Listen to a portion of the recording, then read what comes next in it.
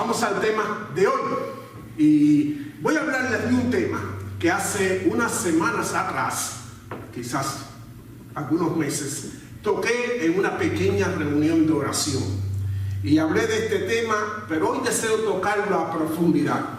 Y espero que este tema no solo nos sirva para nosotros aquí, más bien está también enfocado para aquellos que nos van a ver y que nos van a escuchar después. Primero, quiero dejar claro que todo lo que Dios dejó escrito en la palabra de Dios, en su palabra, no es un cuento de hadas. No son palabras por adornar unas páginas. No son letras por rellenar un libro. Está dado, según dice la palabra, para que nos sirvan a nosotros de lección y de ejemplo de cómo Dios actuó. ¿Por qué digo esto? Porque muchas veces, muchas personas dentro del cuerpo de Cristo ni siquiera toman en serio la palabra de Dios. Algunos lo ven como un cuento, como algo que relatar, algunos lo ven como algo pasajero, otros como que no lo entienden.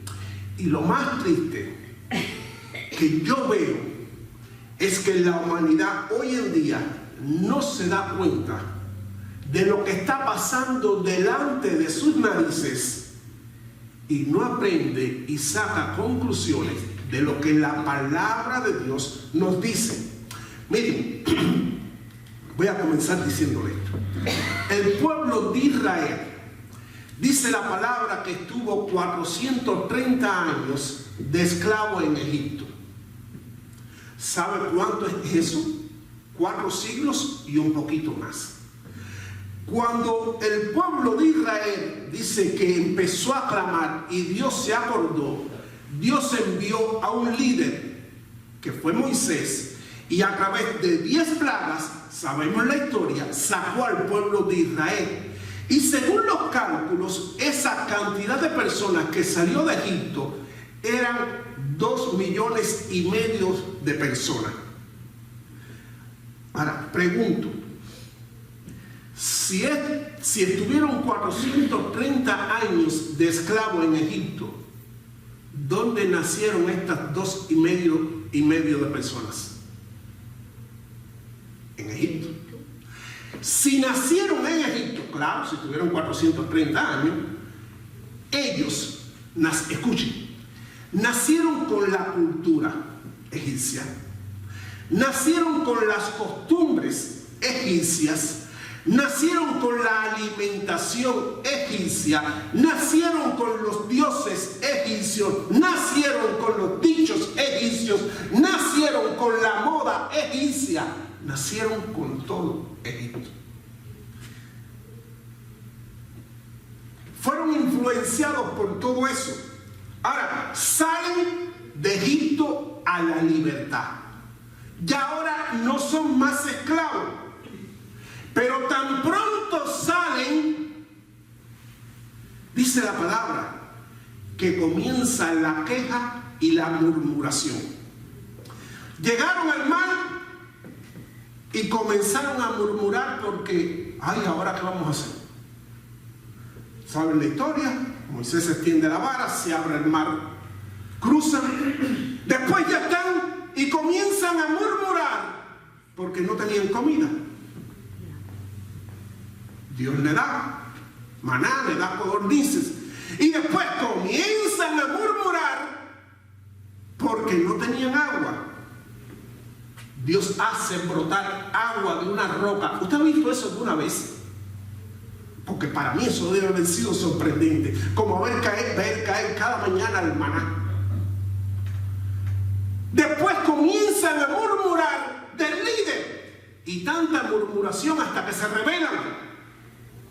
¿Por qué? ¿Por qué todo esto? Porque habían nacido con costumbres, habían nacido en una cultura la cual ahora no entendían. Aquí tenemos una lección. Para nosotros, hemos nacido en este mundo. Hemos nacido nacido bajo la influencia de esta sociedad, con las costumbres, con los dichos, con la moda, con la alimentación, con todo de esta sociedad.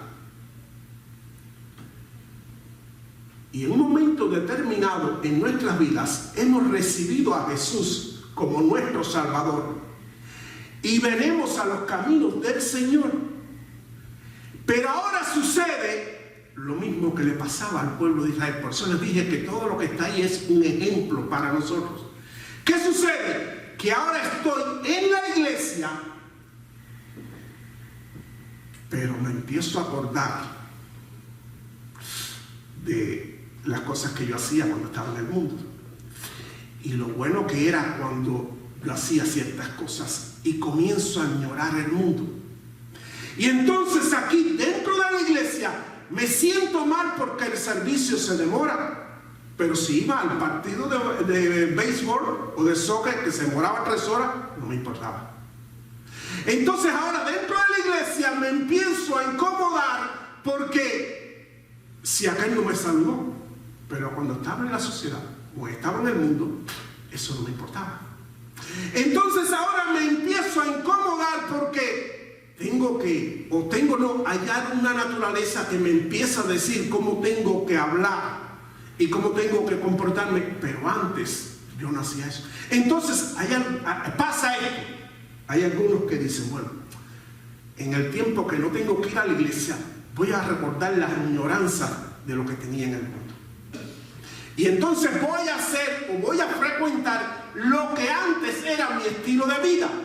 Pero ¿qué sucede? Cuando estoy aquí y entonces empiezo ahora a hacer lo que antes hacía, hay algo que dentro me siento mal y digo, pero esto no le agrada al Señor. Ay, pero esto no está bien que yo hable así, pero no está bien que yo esté haciendo esto. Déjame de nuevo ir a la iglesia. Y llego a la iglesia y entonces cuando estoy en la iglesia me vuelvo a sentir mal. Y esto es lo que la Biblia dice, andar con un pie en un lado y un pie en el otro. Por eso le he titulado al mensaje Egipcianos. Va a aparecer, Egipcianos. ¿Qué significa? Que no soy completamente egipcio, pero no soy completamente cristiano. Y así, aunque usted no lo crea, dése cuenta que es como vive la mayor parte de la cristiandad. No estoy hablando de la sociedad, estoy hablando de la cristiandad hoy en día. Viviendo dentro de la iglesia, añorando el mundo. Y viviendo en el mundo, añorando la iglesia. Y no me siento bien aquí, no me siento bien allá. Porque no dejo que la nueva naturaleza que Dios quiera hacer en mí, a través del Espíritu Santo, tenga obra y crezca. Entonces quiero quedar bien con el mundo y quiero quedar bien con Dios. Y la Biblia dice que eso no funciona. Y hace que una gran cantidad de personas hoy dentro del cuerpo de Cristo vivan con una dualidad en 2 partes. Ahora prepárate, porque aquí es donde esto se pone interesante. El Señor nos advirtió en Mateo capítulo 24 que su venida sería como en los días de Noé. No me lo ponga todavía. Que su venida sería como en los días de Noé. Dice que la gente se casaba y se daban en casamiento. Y cuando escuchamos eso, porque yo lo escuchaba y decía, y como en los días de Noé que se casaba, ¿es que acaso la humanidad no siempre se ha casado y se ha dado en casamiento? Mire, lo que significa ese pasaje es que la venida del Señor será como en los días de Noé, donde la gente se casaba y se daba en casamiento, es que tenían una vida normal y no se daba cuenta de lo que estaba pasando delante de sus narices. Que Noé les estaba enseñando que iba a haber un castigo y no se daban cuenta hasta que se cerró la puerta del arca y se perecieron todos. Eso es lo que significa. Y hoy la humanidad está viviendo como en los días de Noé. No se dan cuenta de lo que está sucediendo. Hace unos domingos atrás predicaba y le decía que la estrategia de Satanás en este tiempo, como él sabe que no puede destruir, matar la iglesia de Cristo, porque la palabra lo deja claro, lo que ha hecho es adormecerla. Y no hay una diferencia entre un cuerpo dormido y uno muerto, a no ser que usted venga y lo toque o que lo despierte. Pero si usted lo ve de lejos, no hay diferencia. Satanás se ha dado a la tarea de adormecer el cuerpo de Cristo. Yo no estoy hablando para los de afuera, estoy hablando para los de adentro. Se ha dado a la tarea de que vivamos dormidos. Y de cierta forma, yo quiero que hoy, los que están aquí, los que me ven, los que van a escuchar, puedan abrir sus ojos espirituales. Porque estamos a que se cierre la puerta. Ahora se pone la cosa interesante. Jesús dijo en Lucas capítulo 21, versos 29 y 32, pónmelo ahí. También les dijo una parábola. Mirad la higuera. Les dijo, miren la higuera, cuando ya brota, sabéis que por vosotros mismos que el verano está ya cerca. Así también vosotros, cuando veáis que sucedan estas cosas, sabéis que está cerca el reino de Dios. De cierto os digo que no pasará esta generación hasta que todo esto acontezca. Jesús nos dijo, mira, cuando ustedes vean la higuera, está hablando, sabemos aquellos que han estudiado, que está hablando del pueblo de Israel. Cuando vemos este pasaje, hay dos preguntas que vienen a nosotros. Por lo menos yo me hice dos preguntas. ¿Qué cosas es las que iban a suceder, que dice Jesús, y cuál es la generación que vería el fin? Les dije que esto se pone interesante. ¿Están preparados? Amén. ¿Qué es lo que iba a suceder y qué generación es la que iba a ver esas cosas del fin? Mira, lo explica un poquitico en el versículo 24. Ponme el verso 24 antes. Jesús está hablando y dice, Jerusalén será hollada por los gentiles hasta que el tiempo de los gentiles se cumpla. Eso es lo que iba a suceder. Jerusalén será hollada por los gentiles hasta que el tiempo de los gentiles se cumpla. ¿Saben cuándo pasó eso? En el año 70 de nuestra era, el Imperio Romano, a través del emperador Tito, entró, destruyó Jerusalén y tomó posesión. Nunca más el pueblo de Israel tuvo posesión de Jerusalén. Hasta 1948, la nación de Israel surge, emerge como nación, pero no tenía Jerusalén.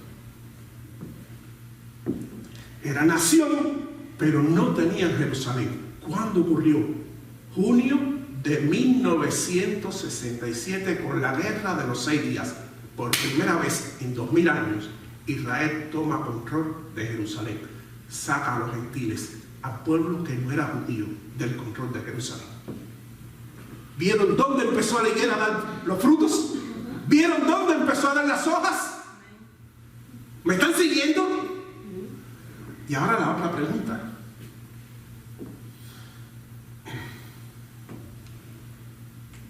¿Cuál es la generación?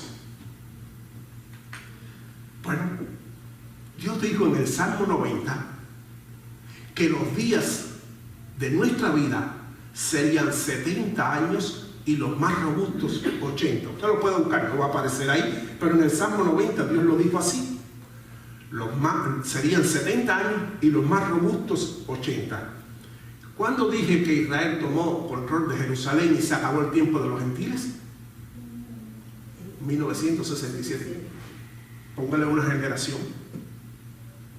Póngale 70, póngale 80 años. ¿Cuándo le da? ¿En qué año estamos? 67, 77, 87, 97, 2007, 17.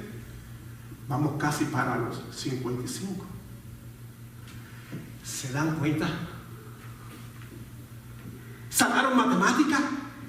¿Se dan cuenta que es la generación que va a ver el fin? ¿Se dan cuenta que estamos a las puertas de que el arca se cierre? ¿Se dan cuenta que estamos a las puertas de que Jesús venga de nuevo? Pero esta humanidad vive dormida. Vive como en los días de Noé, que no se da cuenta de lo que está pasando delante de las narices. Lo peor es que hoy en día la gente dentro de la iglesia cree que Dios nunca va a desatar juicio, que Dios siempre es amor. Déjame decirle que eso es mentira. La palabra de Dios dice que Jesús es el Cordero, pero que también es el león. Y va a haber juicio y no se dan cuenta. Dentro de la iglesia hoy nos hemos conformado a vivir como egipcianos. Y lo peor, con muchos falsos maestros que se dan a la tarea de confundir, distorsionar y guiar a las ovejas al infierno. Despierten. Se lo digo aquí, se lo digo a los que me escuchan y a los que me ven. Despierten. Despierten, que estamos en el final y no nos damos cuenta. Jesús nos advirtió de las señales que iban a haber al final. Y lo vemos en Mateo 24. Cuando los discípulos le preguntaron al respecto, le dijeron: Señor, ¿qué señales va a haber de tu venida? Y él le dejó esto: mirad que nadie os engañe, porque vendrán muchos en mi nombre diciendo: yo soy el Cristo, y a muchos, ¿qué? Y oiréis de guerras y rumores de guerra. Mirad, no os turbéis, porque es necesario que todo esto acontezca, pero aún no es el fin. Porque se levantará nación contra nación y reino contra reino. Habrá pestes, hambres y terremotos en diferentes lugares, y todo esto será principio de dolores. ¿Qué aprendemos de estas palabras? Hay 3 lecciones que yo veo aquí que podemos aprender. La primera, un incremento de falsos mesías, literalmente falsos ungidos, falsos líderes dentro del pueblo de Cristo. Porque esto no está hablando para los de afuera, está hablando para los de adentro, donde se van a levantar falsos ungidos que lamentablemente guiarán a sus ovejas al infierno. Y dice que van a engañar no a pocos, a muchos. Mira, la historia de la iglesia ha tenido diferentes desafíos a través de la historia. Muchos de afuera, pero los peores han sido los desafíos de adentro. Y hoy en día hay 3 tipos de falsos ungidos que podemos identificar. Y tengo que hablar claro. Como pastor tengo que hablar claro, porque mi responsabilidad delante del Señor es que usted abra los ojos espirituales. Hay 3 tipos que quiero identificarle para que usted se dé cuenta. Va a haber líderes herejes. ¿Cuál es el hereje? El que enseña una doctrina o algo contrario a la enseñanza de la palabra de Dios o a la fe cristiana. Por ejemplo, Jesús no es Dios. Por ejemplo, Dios es amor. No va a haber juicio. Eso es una falsa doctrina. Otros, el aprovechador. Ese es el líder que utiliza el evangelio como un medio de enriquecimiento personal. No tengo que explicarlo. Usted tiene que madurar y ver. Y el tercero, el endulzador. Ese es el que alimenta espiritualmente con lo que usted quiere oír, no con lo que el Señor pone en el corazón. Y hoy en día lo vemos en todas partes. Que no tocan lo que la palabra de Dios dice, porque voy a incomodar el oído del que me está escuchando y no va a venir más, o no va a poner más en el arca. Ese es el endulzador.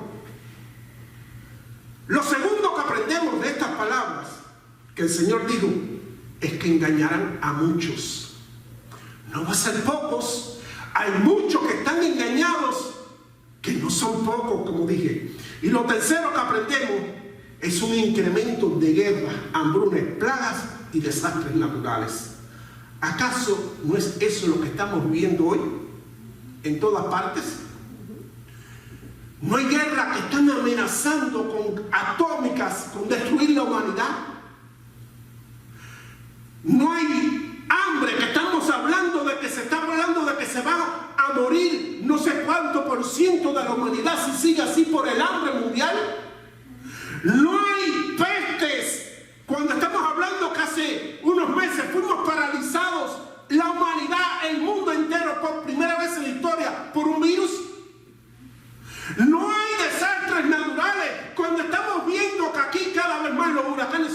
intensidad, están delante de nuestras narices y no nos damos cuenta.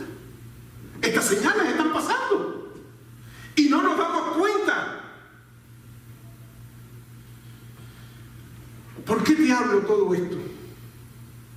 Porque la iglesia de estos tiempos que nos ha tocado vivir, vive como egipcianos.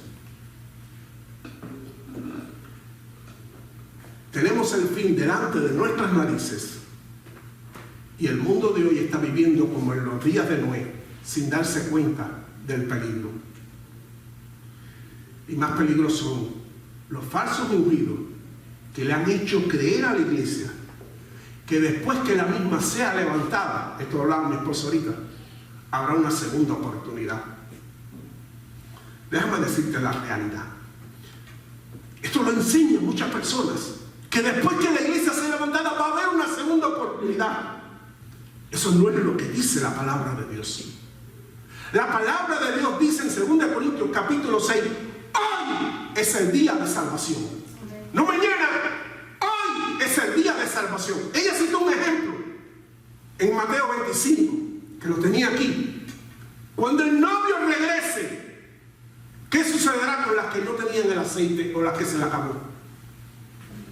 No podrán entrar. La palabra no dice que después tendrán una oportunidad. Dice, el Señor les dijo, no las conozco. Pero también le va a decir a esos falsos líderes, apartados de mí, hacedores de maldad. Miren, lo que sucederá después del levantamiento de la iglesia es que Dios va a comenzar a tratar con su pueblo Israel. Pero se acabó el tiempo de los gentiles.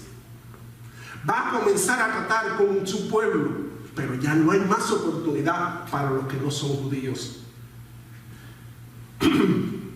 Termino, si puedes ayúdame. Termino con estas advertencias y estas exhortaciones.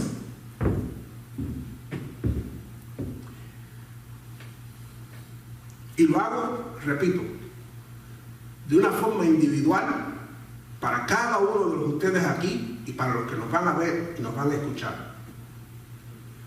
La primera, dejemos de vivir como egipcianos, tratando de vivir en dos lados. Definamos quiénes somos. Segundo, despertemos del endurecimiento espiritual, del dormir espiritual, porque estamos como en los días de Noé. Tercero, escudriñen las escrituras para poder conocer la verdad, para que no seamos llevados por cualquier viento de doctrina bonita a nuestros oídos. Y cuarta y última, examina si estás siguiendo un falso ungido. Porque cuando venga el Señor, como les dije, ellos van a clamar y se quedarán. Pero si tú lo estás siguiendo, también te vas a quedar. Y el Señor es claro. Muchas veces, a lo largo de estos años, he sido claro con la iglesia y le he dicho, yo les doy la palabra, pero es la responsabilidad de ustedes de examinar que lo que les doy está de acuerdo a la palabra de Dios. He sido franco, claro, delante del Señor. ¿Por qué? Porque es la responsabilidad de cada uno cuando nos presentemos delante del Señor. No le voy a poder decir, no, a mí me enseñaron esto. Yo te voy a decir, era tu responsabilidad. Dios, pongámonos de pie.